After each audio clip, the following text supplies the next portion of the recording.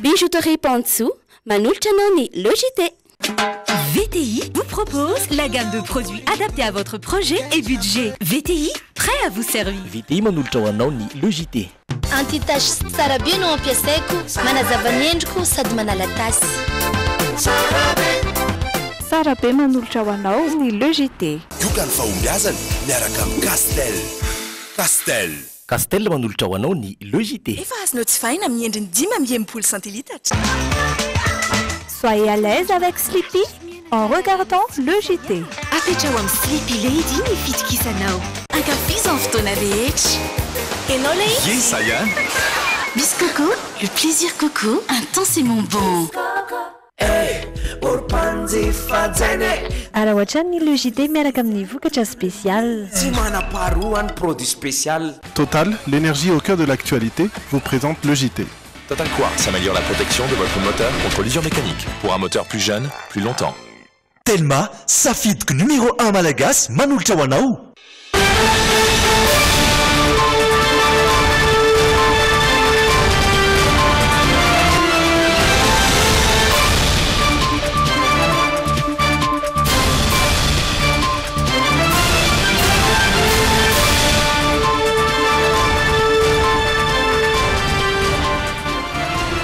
Dia miarabatsika indray amin'izao takariva ny zoma fahavalambefolo ny volana Mey izao ireto ny lohatentsika. Nambaran'ny préfet tamin'ity androany ity fa tokony anaja ny lalàna ary anao fangatana trano tsirairay isaky ny anao fihetsiketsehana. Notokana ny filoham-pirenena Razonagem-Mampianina kosa ny bloc opératoire vaovao ao Ambatobengy. Manomboka androany ny asa fanisana ny mponina sy ny toeram-ponena ny andian'ny fahatelo eto Madagasikara. Maresaka iraisam-pirenena nanantanteraka fitsapakevim-bahoaka anavaozana ny lalam-panorenana ny tao Burundi. Manatitra ny araba topo-klasy topo-vavy ary manasa no ampanajana ihany koa anaraka ny fotoana ny fampalalam-baovao hatramin'ny farany. Miaraka amin'ny zanam-pandaharana maro samihafa isika ao anatin'ny tapany faharoa fa zao dia iaran'olitra aminao ny la une sy ny actu ny tena sy Sonia Andrendrina. Vibrez au rythme des couleurs Orlac. Trouvez Orlac partout à Madagascar. Ny lokon'ny vaovao miaraka amin'ny Orlac.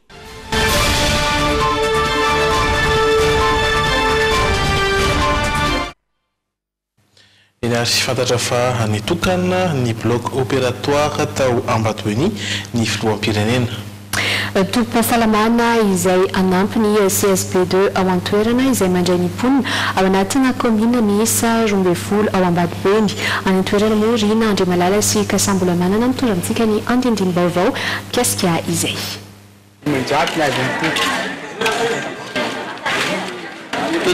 Maty nisy namoniny alarobia hariva teo ny ben'ny tanàna anankirehetra commune iray eto Ambatobengy. Raha ny fanazavan'ireo mponina dia olana tamin'ny fanovana ny lalàna mifehy omby no antony nahatonga ny kaikay tamin'ity ben'ny tanàna ity sy ny olana avandoza ary nitarika ny famonoana azy. Ben'ny tanàna anankiray voatifitra. Tsy hoe ina le zavatra nisy tany na ina fa izy dia anona fotsiny zany izy nindesiny tomobilin'ny gendarme hoe ahoana na ahoana fa tsy haitsika le zavatra niseho tany. Ny fieritreretan'ny vahoaka ny zany fieritreretan'olona amin'io zany ohatra fa kakaindreo fa ela izy iny fa tsy boaka amin'ny radio mampianina mihitsy. Ewa tsy boaka an'io fa kakay fa ela tsy haiko reo mianakavy mifampitory ohatrohatran'izay le izy. Milamina tsara eto koa. Milamina tsara eto fa aza mampieritreritra anareo mihitsy hoe tsy zavatra tokony atahorana zany eto. Tsy zava-misy matetika ny toy izao raha ny nambaran'ny tompona andraikitra voalohan'ny filaminana eto an-toerana. Ny filaminana amin'ny ankapobeny zany eto Ambatobengy dia azo lazaina hoe milamina. Fa io moa mivelatra be le district dia misy ihany zany indraindray ny tsy tery lalana amin'izay asa fanaovana asa ratsy zay zany. Nefa ndrazanina zany dia efa misy koa ny fepetrano raisina zany fiaraha-miasa eo anivon'ny OMC. Zavatra nisy seho malo moa izay zavatra iarahantsika mahita angamba fa hoe tsapahitanana fa ireny moa zany ny atao hoe ozy ny fomba mpiteny anazy hoe règlement de compte. Manoloana ny zavan-dranga nitondra teny fampononana ho an'ny fianakaviana ny filoham-pirenena ary nitondra singan-dady ho an'ny maty. Fiainana moa tantely amam-bahona amin'nao ely no nandrenesan'ny filoham-pirenena ny fodimandro ny maire-ny commune Ankirihatra ko dia tehiteny eto ampahery ny fianakaviany iray manontolo sy ny mponina ao amin'ny commune zay misy azy. Raha misy fianakaviana moa eto dia mampijoroko aty aloha ity ampaherezina fa raha tahiny ka tsy misy eto dia efa misy taratasy nosoratako ato ny tenako mihitsy nanoratra azy ampahery mamangy fahoriana ny fianakaviana ray manontolo ary dia manolotra ihany koa araky ny fomba malagasy ny singan-dandy sy ny fodranomasoko. Fomanao avy hatrany fa ny fitondran'ny filoham-pirenena ny teny fampiononana ho an'ny fianakavian'ny ben'ny-tanàna tao Ankirihatra izay namony Ainomaly iny narahantsika teo iny ny ben'ny-tanàna izay novonoiny Jiola raha ny fanadina izay nataony Rina Andriamalala sy Kasambola-Manana any antoerana fa zao kosa resika dia ijery ny asi anaraka izany fitokanana ny bloc opératoire tao Ambatombenizana. Namako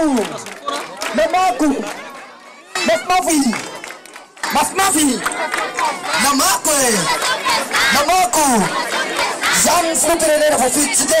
Notokanan'ny filoham-pirenena omaly ny bloc opératoire eto Ambatoboeny foto-drafitrasa entina hanampiana ny vahoaka indrindra ny reny sy ny zaza. Efa 3 taona nanomezana toky amin'ny fametrahana ity foto-drafitrasa ity ary izao tafapetraka izao mila fotoana ihany koa ny fitondrana fampivoarana raha nambaran'ny filoham-pirenena.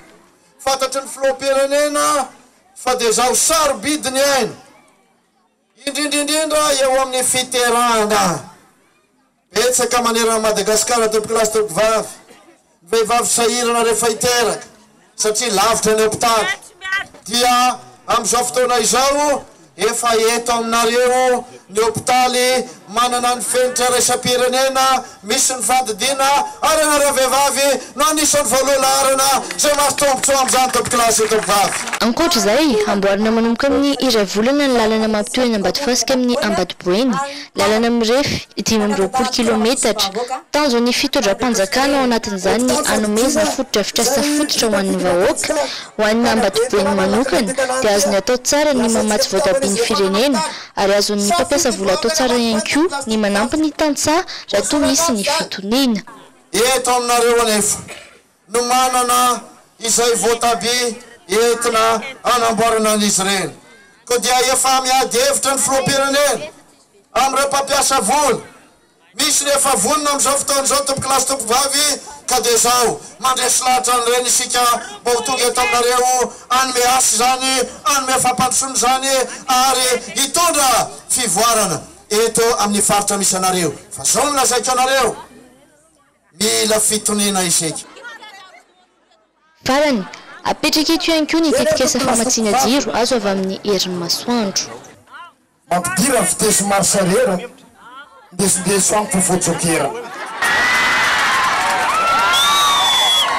reo mitabataba misotro toka tsy manakorontana saimba oka rehefa lany jijy mahaiza oka fa raha jona mampianina tsy mitsoka.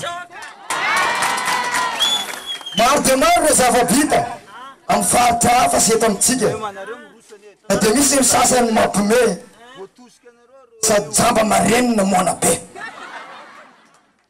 aza mialina namana maigitara fa mendrasany vitana sy ny anjara fisandratana ihany ny tena tsara mety mampandroso ny Madagasikara afatra kely avy amina mendrasa fividiana raha tena zay ampidiriko odasy président fa mivady fanaovana tsy miva. fa manoloana ny fahafitany izay bloc opératoire vaovao izay tao Ambatobengy dia matsiaro afa-pahasalarana tokoa ireo mponina any an-toerana izy ireo moa izay voatery miakatra any Mahajanga na Maivatanana foana telo raha toka hiatrika fandidiana maika mbola irina Andriamalala sy Kasa mbola manana trany no mitatitra amintsika ny andinindin-baovao mikasika izay.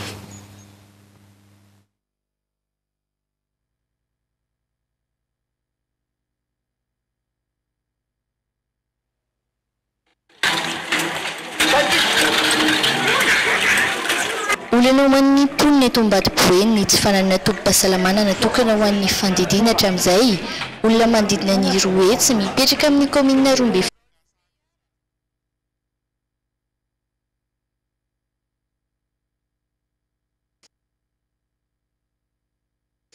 no tsy nahazo fandidiana fa voatery mamonjy any Mahajanga nambaran'ireo mponina fa manala ny fahasahiranan'izy ireo ny nahazona ny bloc opératoire. Io tombony ao lehibe ao atsika io nisiny fandidiana io mba tsy sahirana tsony ny vahoaka mandeha any Mahajanga. Misy tombony be misy le fisian'le bloc opératoire satria tato ato zao dia efa nisy olona telo zao nefa nididiana tao hoe olo tampoka be zany naratra anazy raha sy diso dia efa misy olona telo natao teo dia tsy maninona amin'izao fotoana fa salama daholo. Manomboka izao afaka tsy mandeha lavitra intsony ireo mila fandidiana mahazo misitraka izany ireo mponina ary vita eto avokoa ny fandidiana maika nampiana ny mpisabo eto toerana ahafahana mamaly ny filan'ny mponina. Bloc opératoire zany misy ny fijerena ijenelo andray olona hodidi visite pré-anesthésique zany rehefa vita zay dia raisin'ireo mpandidy ny marary dia didy service rehefa feo bloc opératoire amin'izay toeram-pandidiana zay dia atao fandidiana maika rehetra urgence zany tena tokony vita eto aloha dia zay mavesabesatra koa zany tsy maintsy amidy. Marina faharoa ny hôpitaly eto Ambatoboeny ny CSB2 ary ny bloc opératoire. Io maran'io ary no tonga nanatitra ny feikevitra ho fiarovatena ny filoham-pirenena era-Rajoelina Mampianina manoloana ireo fiampangana sy fangatana ny fampitsarana azy amin'ny asany ireo mpisolo vava azy izay notrony ny solombavam-bahoaka sy ny loholona ary ny mpanohana azy. Ny lamina moa izany ary ny rava ampilaminana ny rehetra sady miandry any koa ampitoliana ny fanapahan-kevitra ny fitsarana avo momba ny lalam-panorenana tena toerana ihany koa iandry Lalan'Andriamasy misy Razafinjatovo mitatitra ny fisotrony izay fanaterana ny feikevitra ho fiarovatena ny filoham-pirenena izay.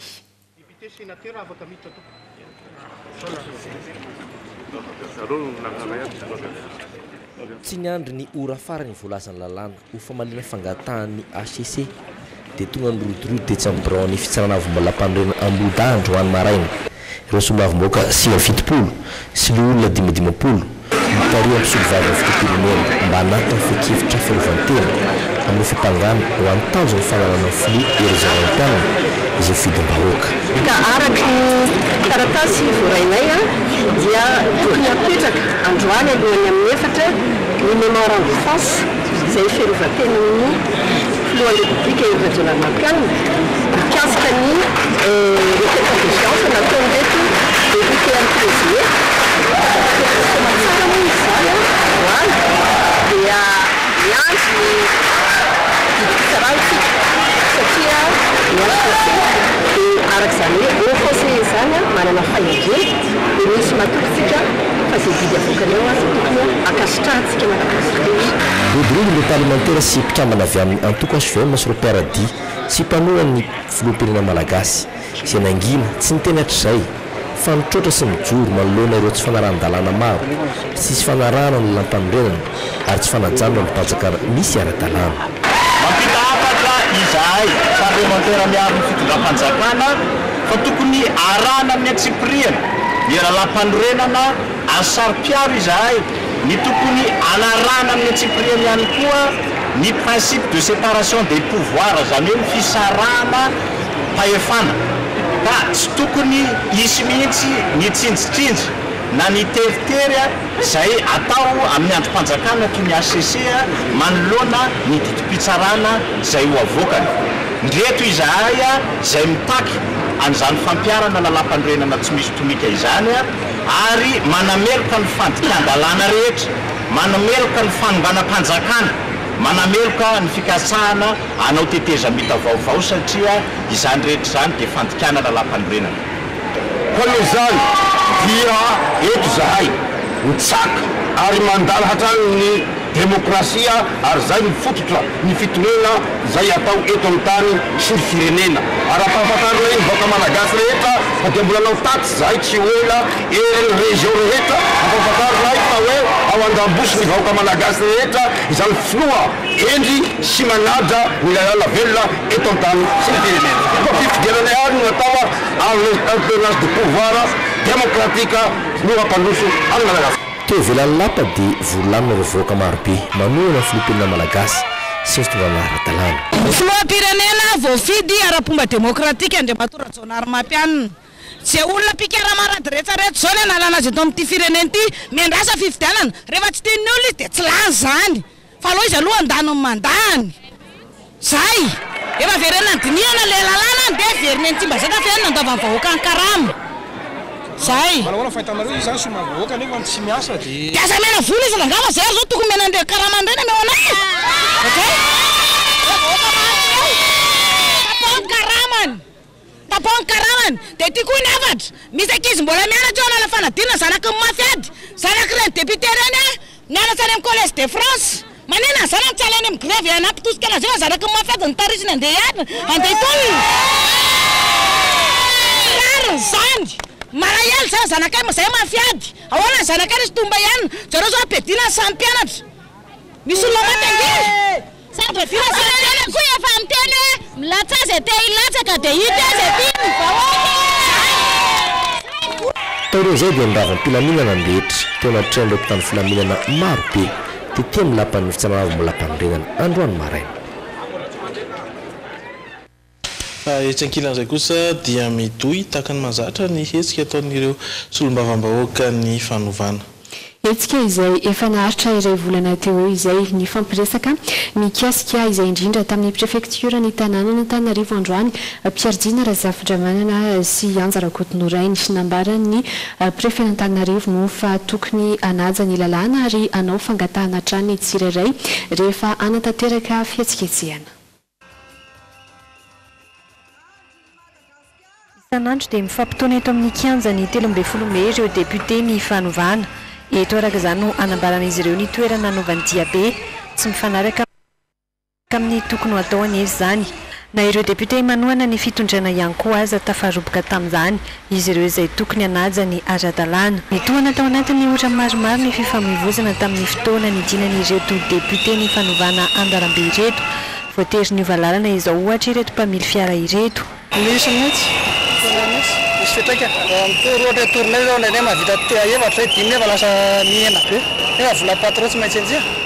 Mahala zao efa tratrany ohatry zao teto amin'ity party an'ny SICAM misy fitraikany be zany le izy eo amin'le asanay satria ny embouteillage manaikitra be ohatry zao dia zay nefa manenjika versement. Mba hisin'ny lamina eto Antananarivo indrindra eo amin'ny lafin'ny fifamoivoizana hoy ny prefektura ny tanàna Antananarivo no ilana ny taratasy fahazondalana anao hetsika na anao hetsika iray. Raha hidina Andarambe izao dia 5 andro mialoha no ametrahana izany. Raha fivoriana ankalamanjana tsotra kosa dia 2 andro mialoha. Sandro fangatahana zareo fa ny fanjakana moa zany efa nisafidy hoe tsy tokony nisy raha mandrika antsony, tsy tokony nisy aratra antsony dia zay zany no tonga ilay hoe efa zay nisafidy dia aleo zay tsy isiny zay 0 mort 0 blessé zay no atao fangatahana zany tokony isy foana fa zay le efa safidy moa zay dia aleo zany miankadre an'zareo sisa no atao. Tafiditra tao amin'ny fandaharam-potoan'izy ireo androany nankeny amin'ny HCC na ny fitsarana avo momba ny lalam-pandrenana. Raisy ny filoham-pirenena Ery Rajaonarymampianina teny amin'ny lapany avy loha io maraina io i Rolf Meyer sy Ebi Ibrahim izay iraka manokany filohan'ny Afrika Atsimo Cyril Ramaphosa ny toedraraha politika misy eto Madagasikara no ivondresaky ny fiaonan'izy ireo niaraka tamin'izy ireo ny masoivoin'ny Afrika Atsimo eto Madagasikara Maud Dlomo arak'izany dia tsy mbola nisy nipika aloha ny tena hoe votoatan'ny resaka fa izay toerana politika izay zany hoe mamantatra sy miezaka mitsapa n'izay toerana politika izay ireo iraka manoka ny filohan'ny Afrika Atsimo ireo. Izay kely anatin'ny dokam-barotra isika ary heverina eto afaka fotoana fohy.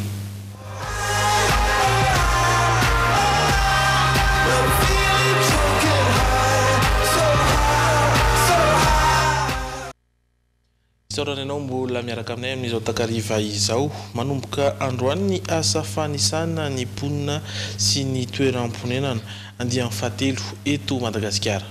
Efa lany andro avokoa ny antotanisa momba ny ponina eto amintsika voalaza fa tamin'ny taona 2017 no nisy fanisana farany teto Madagasikara. Ny tety tokantrano nanaraka ireo olona nanao izay fanisana ny ponina izay ary androany miarso Rotsiravaka sy Doda Rajarinjato.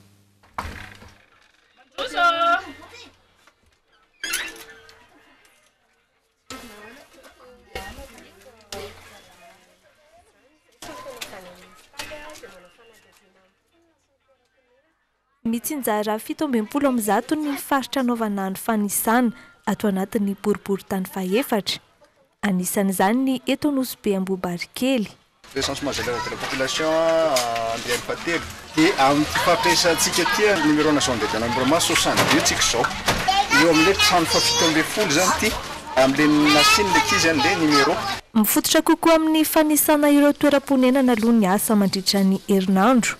Manomboka ny zoma 10 Mey kosa vao irosona ny fanajiadiana ny olona isan-tokantrano izay aharitra 10 andro. Efa lany andro avokoa ny antotanisa momba ny ponina eto amintsika satria tamin'ny taona 2017 no nisy fanisana farany teto Madagasikara raha toka isaky ny 10 taona no tokony anaovana izany. Be dia be zany ny ataontsika hoe karazana hoe incertitude amin'izao fotoana izao. Be dia be ny zavatra ilaina ao anatin'ny zany plan national développement zany ilana antotanisa nefa ny antotanisyantsika amin'izao fotoana izao araka ny efa voalaza koa efa lany andro dia somary sahirakirana ihany zany na ny fitondram-panjakana na ny olona misehatra isan-karazany amin'ny fampiasana antotanisa dia izay mahatonga ny atsika zany manantanteraka nyty fanisana ponina sy toeram-ponenana ty amin'izao fotoana. Mitotaly 10,4 alina ny olona mifarimbona amin'ny fanisana ny ponina sy ny toeram-ponenana eto Madagasikara. 20 tapitrisa dolara kosa ny vola tokana amin'ny tetikasa ka manohana ny Madagasikara amin'izany ny bankerantany, ny firenena mikambana, ny vondrony Europeanina ary ny USAID.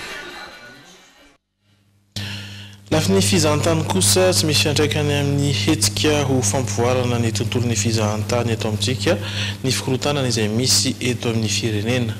Efa nilaza ho avy mandritra ny hetsika ITM avokoa araka izany ireo vahiny izay mandray anjara mandritra izany fantatra fa misy 570 ireo mpandrarah amin'ny sehatry ny fizahantany andray anjara amin'ny hetsika ka iompana betsaka amin'ny fampahafantarana ny arena voajanahary misy eto Madagasikara moa ity andiany fa 7 amin'ny ITM ity araka izao vaovao entiny Miora Miarinjatovy sy Dolpha rakotiny aina amintsika izao.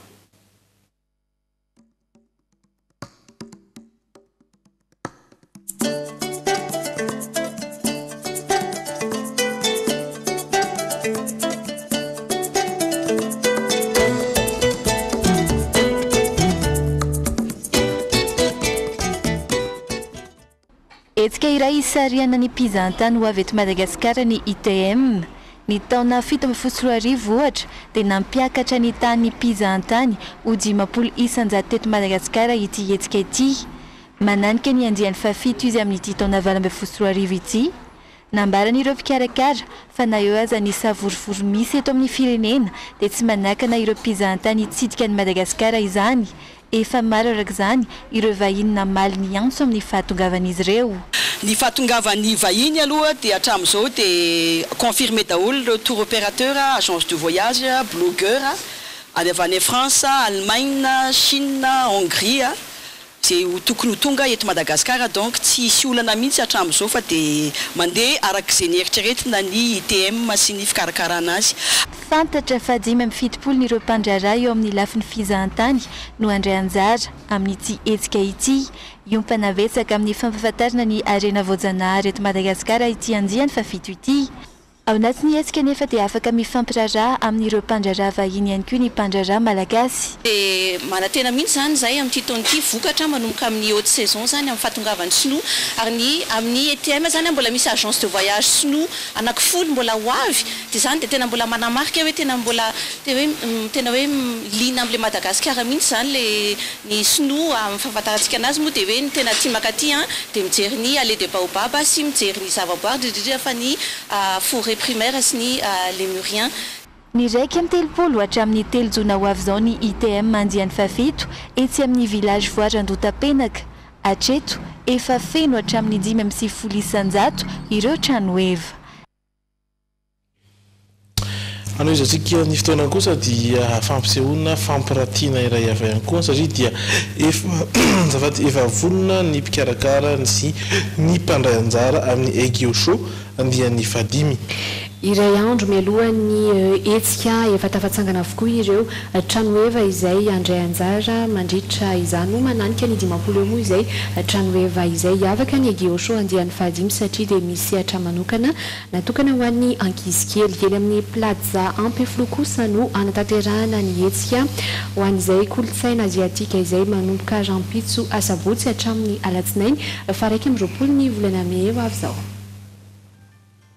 Tombony ho an'ny Egio Show amin'ny ity andiany fahadimy ity ny anatanterahana ny hetsika ety amin'ny plaza Ampeflo sady malalaka tsara ny toerana no tsy sarotra hita ihany koa. Tena anisan'ny toerana tsara ihany koa ao amin'ny nanaovana spectacle zany sy ny concours rehetrarehetra amin'ny fifana rehetrarehetra dia ao amin'ny plaza ao anatiny mihitsy ao amin'ny salle de cinéma mihitsy malalaka be ny toerana ary voalohany le izy koa aty amin'ny ville zany hoe tsy sahirana fa akaikin'ny olona rehetrarehetra ny plaza.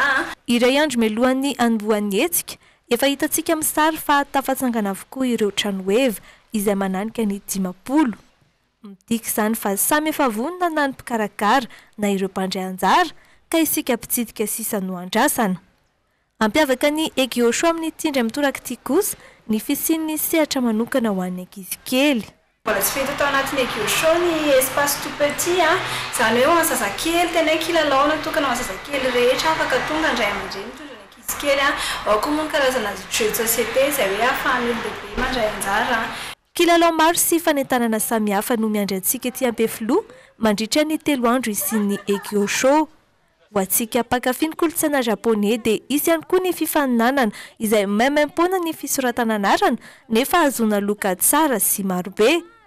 Aza dinoina ary ataovy ho isa ny fandaram-potoanantsika no ety amin'ny plaza Ampeflo ijery Egio Show manomboka rampitso asabotsy 20 May, ny alahady 20 May ary ny alatsinainy 20 May izao. Manentana antsika rehetrarehetra zany ho any amin'ny Egio Show no karampitso mbola misy ihany koa ny lahady sy latsinainy satria marobe ny kilalao any dia tsy natao ho any ankizy tanora rehetra fa na ny olon-dehibe na ny zazakely farak'izay kely raha afaka mandeha satria misy ihany koa ny toerana natokana ho an'izy ireny any dia mahafinaritra be manomboka amin'ny 9 maraina dia efa misokatra vavahady hatramin'ny 10 hariva. Fa ny tolotry ny tranombarotra Tsio Sergio izay amin'olotra izay tolotra izay amin'izao akatiky ny fetin'ny reny izay kosa no arahantsika ao anatin'ity sary dokavarotra ity. Miavaka amin'ny famarotana sy fanefena firavaka vita avy amin'ny volafotsy ny bijouterie Tsio Sergio maro karazana ireo sangan'asa izay vitan'izy ireo.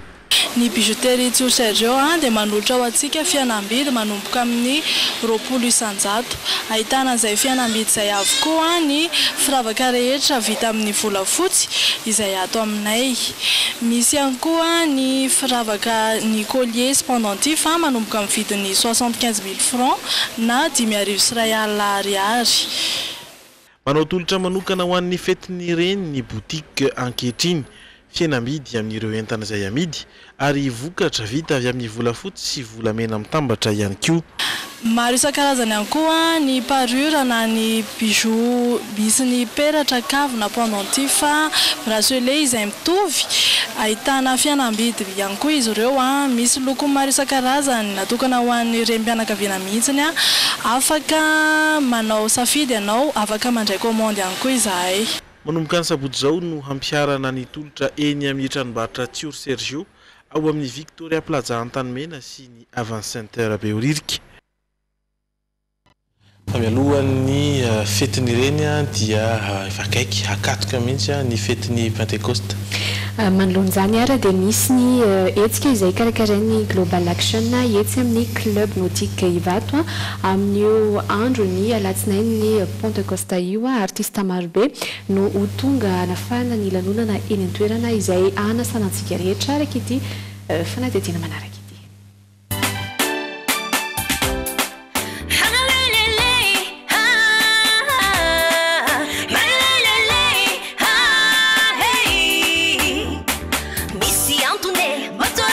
Ambakan'ireo fampisehoana ho tanterana eto amin'ny toerana ny fitsangatsanganana amin'ny tapolaka be amin'ny alatsinainy ho avy izao etsy amin'ny club nautique Ivato. Mpanakanto maro no ho avy hanafana ny toerana. Ny artista be da be misy ny Tarika Rosy, Ninas, Flash B, Odiay, Juini, dia misy invité anankiray koa Bolopix. Anisan'ny nafangarona mihitsy ny artista mba samy azo ny anjarany daholo ny tsirairay avy. Anisan'ireo mpanakanto hitondra ny anjara biriky ny Flash B amin'ny alatsinainy ny Pentecôte izao. Mariako fa ao Ireliana ahitanareo any Flash B Fausse Joker amin'io lundi de Pentecôte io tsisy toerana afa-tsony ka tonga mamara anareo fa tsy ho diso anjara ianareo na ny zazakely na ny lehibe. Efa nahita solona mahoe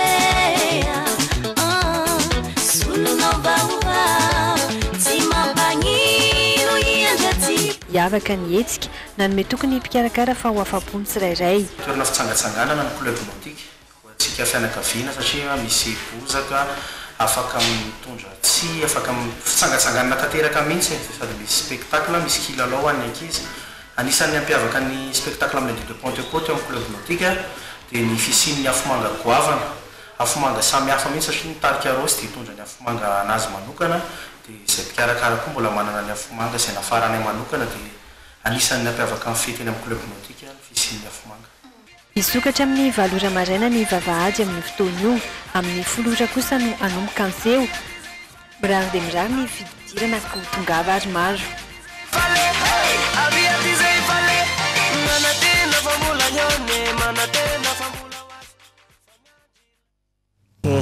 Izay ny mikasika an'iny seho manokana iny ao any amin'ny maresaka ny ivelany amin'izay asika.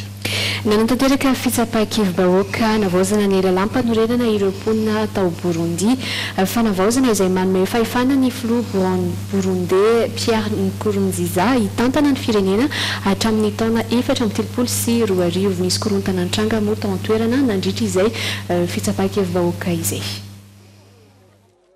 Ego ou Oya, oui ou non. Marobe ireo mponina nefa ny adidiny isaky ny birao fandatsaham-bato teto Burundi nandritra ny fitsapan-kevim-bahoaka nitotosaina teto an-toerana. Fitsapan-kevim-bahoaka navaozana ny lalampanorenana izay manome fahefana ny filoha burundais Pierre Nkurunziza hitantana ny firenena hatramin'ny taona 2024. Manara-maso akaiky ny fizotriny moa ny fitondrana. Misy ambadika ary misy zavatra tiana afenina aorian'izao fahavitrany izao raha nambaran'ireo olona sasantsasany. Fantatra fa nahazo baiko manokana monjy birao fandatsaham-bady vao maraina ireo mpikambana ao anatin'ny antoko manona ny fitondrana eto Burundi. Ankoatr'io, misy ihany koa ireo andiana milisy ny tety isatrano nandrahoan'ireo mbola tsy nifita.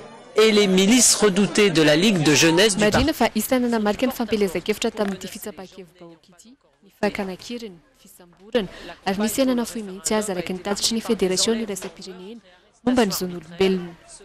Efa intelo misesy ny tantana ny Burundi moa ny filoha Pierre Nkurunziza hatramin'ny taona 2024. Nisatra ny fihetsiketsehana nanoerana azy izay nahafatesana olona tsy latsaky ny 200 teto Burundi.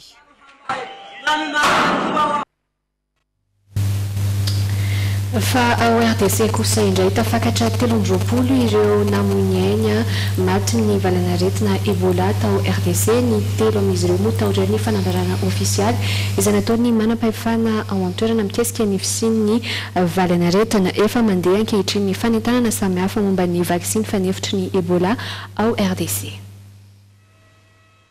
Nigadona teto RDC androany andiany voalohany amin'ny vaksiny fanefitry ny valanaretina Ebola. Vaksiny miisa 705 ireto tonga avy any Genève ireto ary natobo vonjimaika eto Kinshasa. Afahana miantoka ny fiarovana ireto vaksiny ireto mandra-piandry ny tompona andraikitra amin'ny fanapariany izany any amin'ireo faritra voakasika dia eto noho izany no hitahirizan'ireo vaksiny. Hatreto 320 no fantatra fa maty ny valanaretina Ebola ka ny 3 amin'izy ireo taorian'ny fanambarana ofisialy nataon'ny fitondrana teto an-toerana mikasika ny fisian'ny valanaretina Ebola eto RDC. Ankoatr'io tafakatra 270 ireo tranga nampia fa ny roa tamin'izay no voamarina fa tena Ebola tokoa. 87 personnes avaient officiellement été tuées par cette fièvre hémorragique.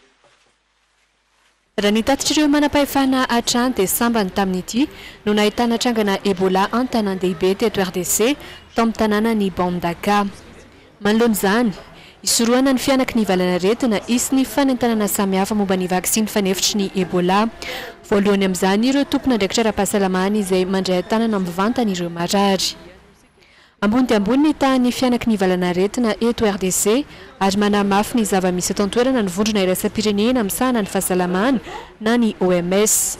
Efa fantsiviny amin'ity izao no nisangany valanaretina Ebola teto RDC voaingany indrindra ny tamin'ny taona 17 lasa teo. Anaraka dokam-barotra indray isika fa mialoana izany dia ireto ny zanam-panarahana izay ho aroso aminao ao anatin'ny tapany faharoa. Ao anatin'ny SOS tovolahy iray 17 taona no tapahan'ireo olon-dratsy ny filahiny ary mila fanampiana no entina amintsika atao anatin'ny SOS. Ao anatin'ny hoianao kosa ho abolana momba ny havana izay indray no nantaniana ireo sendra ny fandraisam-peon'ny logité. Ary ny hafa kely zazavavy kely lasa renim-pianakaviana teo amin'ny 5 taona ny izay indray no velabelarina amintsika ao anatin'ny insolite. Ireny araka izany no mbola anasananao tsy saraka amin'ny logité fa anaraka ireto dokam-barotra ireto dia miverina ety indray Jerry Edouard sy Francis Turbo ny tena kosa dia mametraka ny veloma ao amin'ny manaraka indray. Veloma tompoko.